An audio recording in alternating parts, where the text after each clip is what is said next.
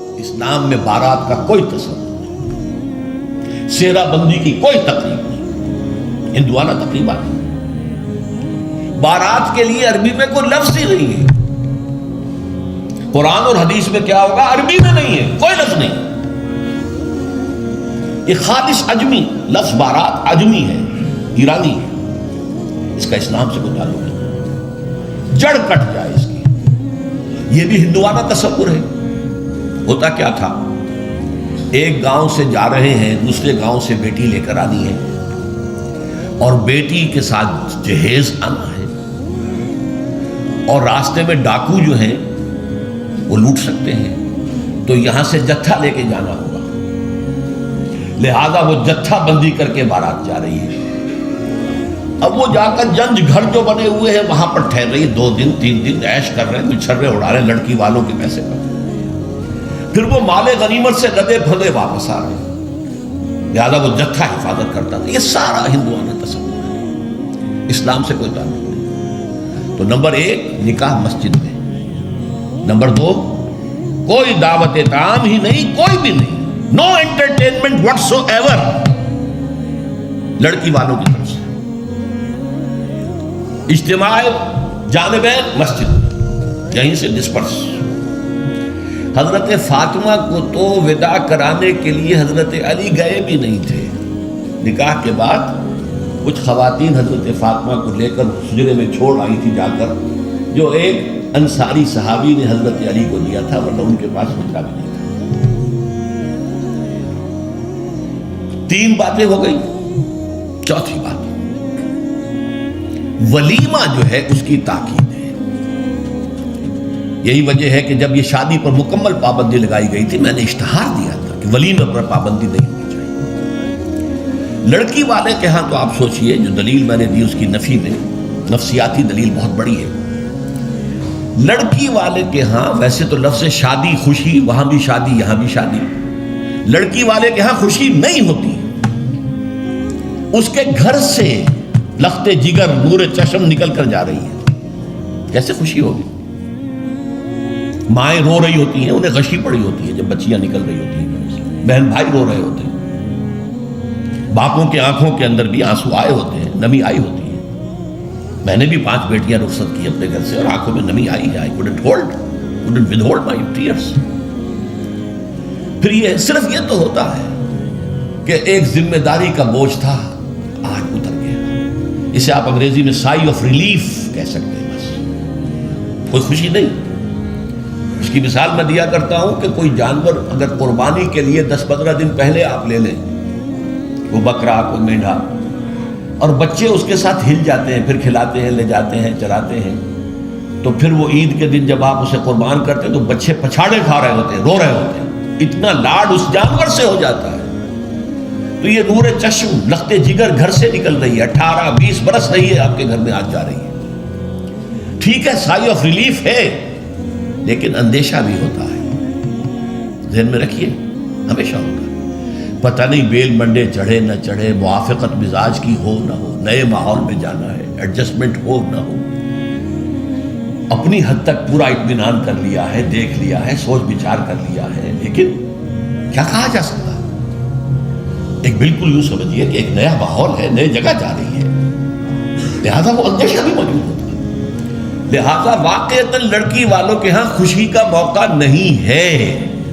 ان کے ہاتھوں مرغ پلاؤ کھانا بے غیرتی ہے۔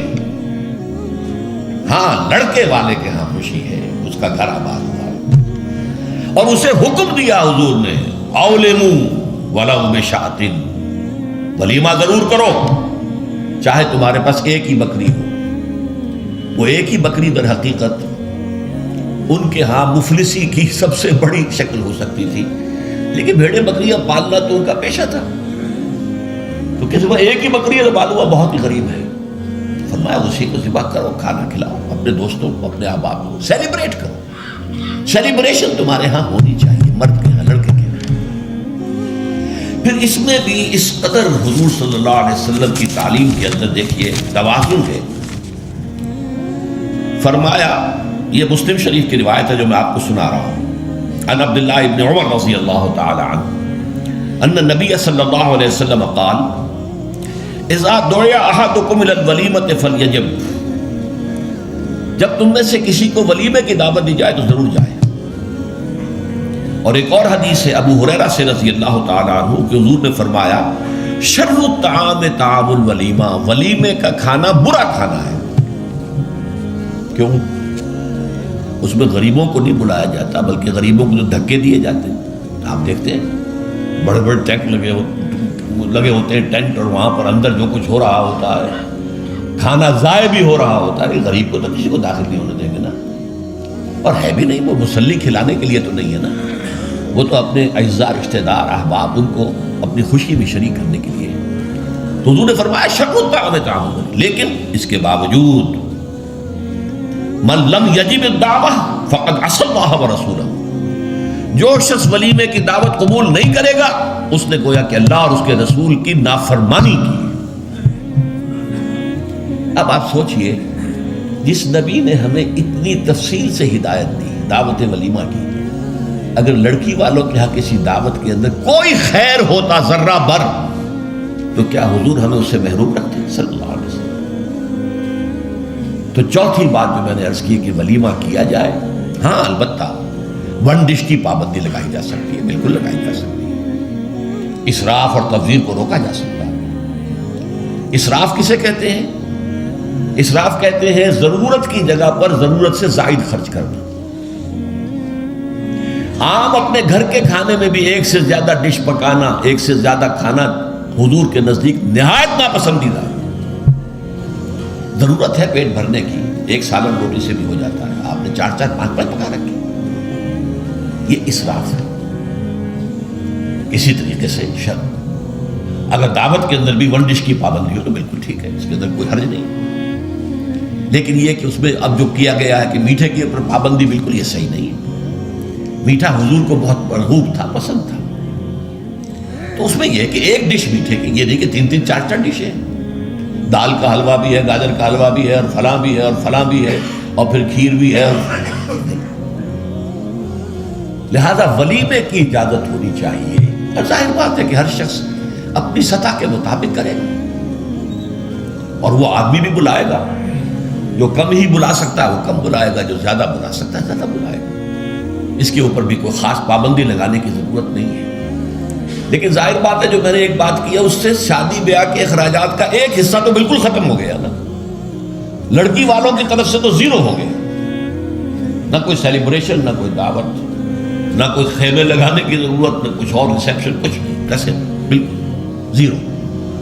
لڑکے والے جو ہیں دعوت ولیمہ، اور اس کے اندر ظاہر بات ہے کہ اپنے ساتھیوں کو، دوستوں کو، اعزاء کو، اقارب کو، جس حد تک بھی اس کے لیے ممکن ہے۔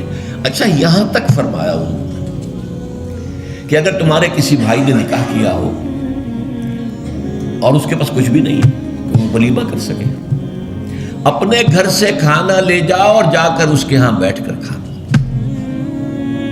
سیلیبریٹ کرو، اس کی خوشی میں شریک ہو جاؤ۔ یہ کس قدر فطری تعلیمات ہے، غور کیجیے۔ جیسے کہ میں نے بتایا کہ اصل خوشی جو ہے وہ لڑکے والے کی ہے، اس کا گھر آباد ہوا۔